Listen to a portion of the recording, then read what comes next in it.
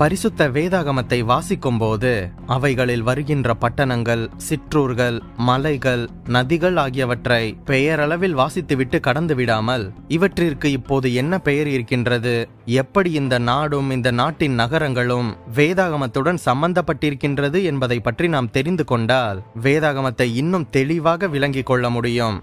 வேதாகம நாடுகள் என்கின்ற இந்த தொடரில் செவ்வாய்க்கிழமை தோறும் மாலை 5 மணிக்கு இப்போது இருக்கும் 11 நாடுகளுக்கும் நமது வேதாகமத்திற்கும் என்ன சம்பந்தம் என்பதை பற்றி வரலாற்று சான்றுகளுடன் வேதாகம ஆதாரங்களுடன் பார்த்து வருகின்றோம்.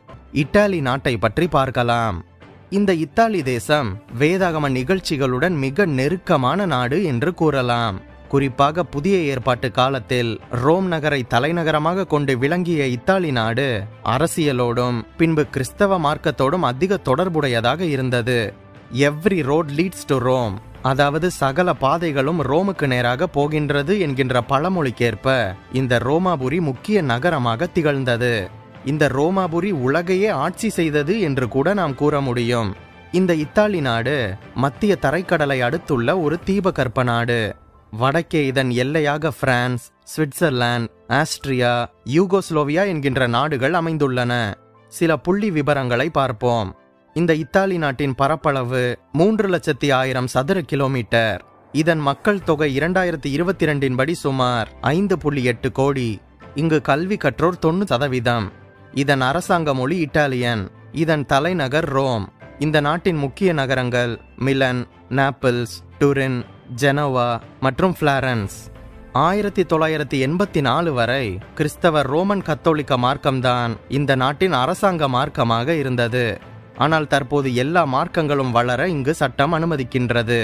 தற்போதைய 2023 கணக்கின்படி 68% மக்கள் கிறிஸ்தவர்களாக இருக்கின்றனர். இதில் ரோமன் கத்தோலிக்கர் 61%. 28% மக்கள் இர்ரிலிஜியஸ், அதாவது எந்த மதத்தையும் சேர்ந்தவர்கள் அல்லாதவர்கள். 2% மக்கள் எதுவுமே சொல்லாதவர்கள். 1% முஸ்லிம்களும் 1% மக்கள் பிற மதத்தினராகவும் இந்த நாட்டில் வாழ்ந்து கொண்டிருக்கின்றனர். புதிய ஏற்பாட்டு காலத்தில் இப்போது இருக்கும் பல கல்ஃப் கண்ட்ரிஸ்கள் இந்த ரோமர்களின் ஆட்சிக்குட்பட்டிருந்தது. பிலாத்து என்பவர் ரோம பேரரசினால் நியமிக்கப்பட்ட அதிகாரியாக அந்த காலத்தில் இருந்தார். ராயன் என்பது ரோம பேரரசனை குறிக்கும் ஒரு பட்டம். அதாவது எகிப்திய ராஜாக்கள் பார்வோன் என்ற பட்ட பெயரில் அழைக்கப்பட்டது போல ரோம பேரரசர்கள் ராயன், அதாவது சீசர் என்று அழைக்கப்பட்டனர். அகஸ்டஸ் சீசர், அகஸ்துராயன் காலத்தில்தான் குடிமதிப்பு சிட்டிசன்ஷிப் எழுதப்பட வேண்டும் என்கின்ற கட்டளை ரோமாபுரியிலிருந்து வெளிப்பட்டது. இதன்படி நம் அனைவருக்கும் தெரிந்த யோசேப்பும் மரியாளும் பெத்லகேமுக்கு போனார்கள் என்று லூக்கா 2:1-5 வசனங்களில் பார்க்க முடியும். டைபெரியஸ் சீசர், திபேரியு ராயன் காலத்தில் யோவான் ஸ்நானகனுக்கு கர்த்தருடைய வார்த்தை வெளிப்பட்டது. இந்த நாட்களில்தான் நமது ஆண்டவராகிய இயேசு கிறிஸ்து தமது ஊழியத்தை ஆரம்பித்தார் என்று லூக்கா 3:1-2-23 வசனங்களில் பார்க்க முடியும். இதுபோக நம் அனைவருக்கும் தெரிந்த அப்போஸ்தலனாகிய பவுல் ஊழியம் செய்த அநேக இடங்கள் ரோமர் ஆட்சிக்கு கீழ்ப்பட்டிருந்த இடங்கள்தான் என்பது குறிப்பிடத்தக்கது. சரி, முதலாவதாக இந்த இத்தாலியின் தலைநகராகிய ரோம் பற்றி பார்க்கலாம். ரோம் நகரம் கிமு 75 உருவாக ஆரம்பித்தது என்று பாரம்பரிய நம்பிக்கைகள் சொல்கின்றது.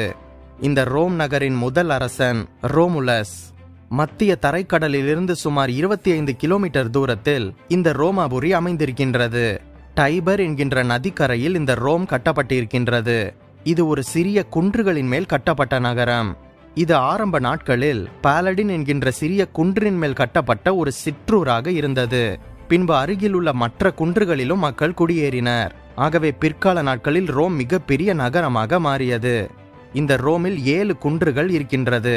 இந்த 7 ஹில்ஸ் என்னவென்றால் பாலடின், கேபிட்டலின், குரினல், கேலியன், அவன்டியர், எஸ்குலின் மற்றும் விமினல் என்பதாகும். அப்போஸ்தலனாகிய பவுலின் நாட்களில் ரோமாபுரி உலகின் சிறந்த நகரமாக விளங்கியது. அந்த நாட்களிலேயே இந்த ரோம் நகரத்தின் மக்கள் தொகை 10 லட்சத்திற்கும் அதிகமாக இருந்ததாம். இங்கே இருந்த சபைக்கு அப்போஸ்தலனாகிய பவுலின் மூலம் ரோமருக்கு எழுதின நிருபம் அனுப்பப்பட்டது. பவுல் ராயனிடம் அனுப்பப்பட்ட பின்பு இந்த ரோம் நகரத்திற்கு கொண்டு வரப்பட்டு ஒரு வீட்டில் காவலில் வைக்கப்பட்டிருந்ததாக அப்போஸ்தலர் புத்தகத்தின் கடைசி பகுதிகளில் நாம் வாசிக்க முடியும்.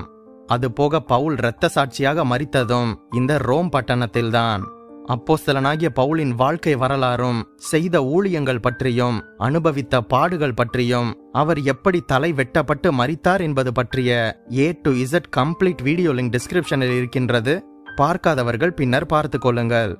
இதன் பின்பு ரோம பேரரசனாக வந்த நீரோ என்பவன் ரோம் பட்டணத்தையே தீ வைத்து கொளுத்திவிட்டு அந்த பழியை கிறிஸ்தவர்கள் மீது சுமத்தினான். இப்படியாக இந்த ரோமாபுரி தேசமே கொழுந்து விட்டு எரிந்தபோது நீரோ மன்னன் ஃபிடில் என்கின்ற இசைக்கருவியை வாசித்துக் கொண்டிருந்தான் என்றும் சொல்வதுண்டு.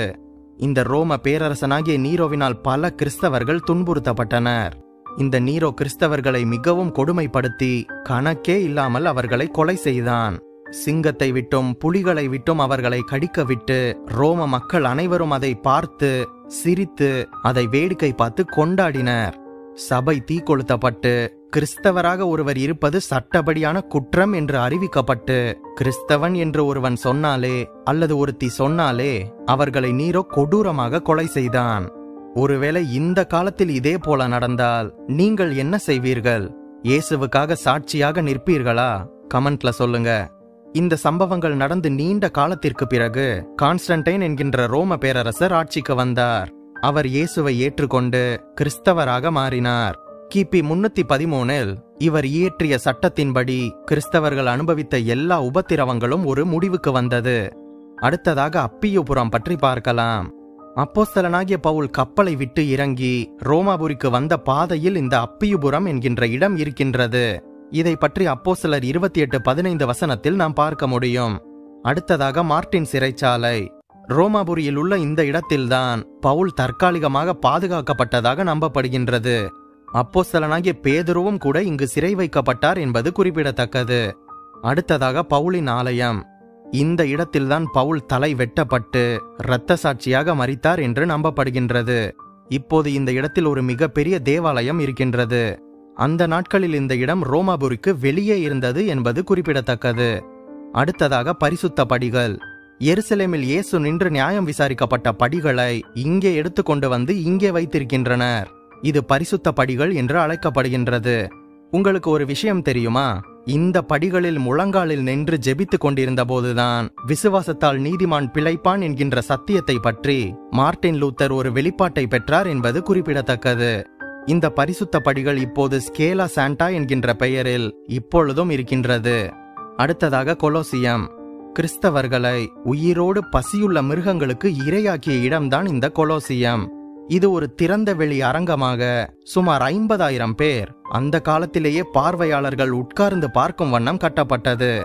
குறிப்பாக இந்த இடம் முக்கியமாக இந்த அரங்கத்தின் நடுவில் குற்றவாளிகளும் அடிமைகளும் நிறுத்தப்பட்டு சிங்கம், புலி, கரடி போன்றவைகள் இதற்குள் விடப்பட்டு அந்த மிருகங்கள் மனிதர்களை பிடித்து கடித்து இரத்தம் சொட்ட சொட்ட வேட்டையாடுவதை பார்த்து அந்த மைதானத்தில் சுற்றி உட்கார்ந்திருக்கும் ரோம மக்களும் அரசாங்க அதிகாரிகளும் ரோம பேரரசர்களும் வேடிக்கை பார்த்து சிரிப்பது என்பது அவர்களுக்கு ஒரு பொழுதுபோக்காக இருந்தது.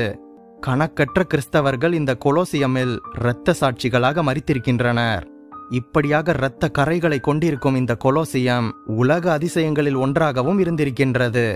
இந்த கொலோசியமின் சிதைந்த பகுதிகளை இன்றும் கூட நாம் பார்க்க முடியும். கடைசியாக வத்திக்கான் நகரம், த வேட்டிகன் சிட்டி. இந்த வேட்டிகன் சிட்டி ரோம கத்தோலிக்க சபையின் தலைமை ஸ்தானம். இதன் பரப்பளவு 0.42 சதுர கிலோமீட்டர், சுமார் 110 ஏக்கர். இந்த வேட்டிகன் சிட்டி ரோமாபுரியின் மையத்தில் இருக்கின்றது. இந்த வேட்டிகன் சிட்டி இத்தாலி தேசத்தில் இருந்தாலும் ரோமுக்கு நடுவில் இருந்தாலும் இது ஒரு தனி நாடாக கருதப்படுகின்றது. இந்த நகரம் மிக சிறியதாக இருந்தாலும் கூட ஒரு தனிப்பட்ட நாடு என்கின்ற அந்தஸ்தை கொண்டிருக்கின்றது. சுமார் 130 கோடி ரோமன் கேத்தலிக்ஸின் தலைவராக இருக்கின்ற போப் என்பவர் இந்த வேட்டிகன் சிட்டியில் தான் வாசம் பண்ணுகின்றார். உலகிலேயே மிக சிறிய நாடு இது. ஆனாலும் கூட இதற்கென்று தனி ஸ்டாம்ப், தபால் தலை, போஸ்ட் ஆபீஸும் உண்டு. அது போக தனியான railway station, news paper, radio station மற்றும் சிறைச்சாலையும் இருக்கின்றது. இது போக இதற்கு ஒரு தனி பாஸ்போர்ட்டும் இருக்கின்றது என்பது குறிப்பிடத்தக்கது. இதுவே இத்தாலி நாட்டிற்கும் வேதாகமத்திற்கும் உள்ள தொடர்பு. எனக்கு இந்த கண்ட்ரிக்கு, குறிப்பாக ரோமில் இருக்கின்ற கொலோசியத்திற்கு சென்று பல கிறிஸ்தவர்கள் இரத்த சாட்சியாக மரித்த இந்த இடத்தை பார்க்க ரொம்ப ஆசை. யாராவது இத்தாலி நாட்டிற்கு சென்றிருக்கின்றீர்களா? ரோம் நகரத்தை பார்த்திருக்கின்றீர்களா? இந்த கொலோசியத்தை பார்த்திருக்கின்றீர்களா? அல்லது ரோம் நாட்டில் இருந்து இந்த வீடியோவை பார்த்து கொண்டிருக்கின்றீர்களா? கமெண்ட்ல சொல்லுங்க. அடுத்த வாரம் வேறொரு நாட்டை பற்றி பார்க்கலாம். நம் பைபிள் விஸ்டம் தமிழ் சேனலுக்கு உங்களால் முடிந்த உதவியை செய்யுங்கள். இந்த வீடியோவையும் நமது சேனலையும் உங்கள் கிறிஸ்தவ நண்பர்களுக்கு அறிமுகம் செய்யுங்கள். மேலும் பல வேதாகம தகவல்களையும் சத்தியத்தையும் அறிய நம் சேனல் பிளேலிஸ்ட் பக்கத்திற்கு சென்று மற்ற வீடியோக்களையும் பாருங்கள். நீங்கள் ஆசீர்வதிக்கப்பட்டவர்கள்.